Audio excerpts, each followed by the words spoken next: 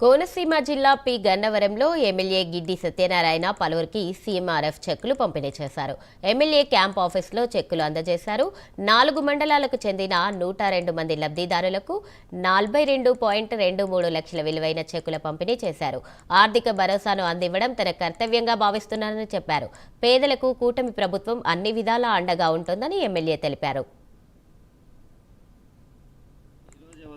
ఇక్కడికి రావడం జరిగింది. ఈరోజు ఉదయం రావటమే ఆల్రెడీ షెడ్యూల్ తయారు చేసి పెట్టారు. మార్నింగ్ 8 o'clock నుండి కూడా వెల్నెస్ సెంటర్లో శంకుస్థాపన, అదేవిధంగా ముంగండ్లో పవనన్న ఆరోగ్య సేవా కార్యక్రమం, ఇవన్నీ కూడా ముగించుకుని ఈరోజు ఈ టైంకి ఇక్కడికి రావడం జరిగింది. అయితే రాష్ట్రంలో ఎక్కడా లేని విధంగా 26 సార్లు చెక్స్ పంపిణీ చేయడం జరిగింది. అదేవిధంగా 926 మందికి చెక్స్ ఇచ్చాం. 6,45,46,924 రూపాయలు అమౌంట్ ఇవ్వడం జరిగింది.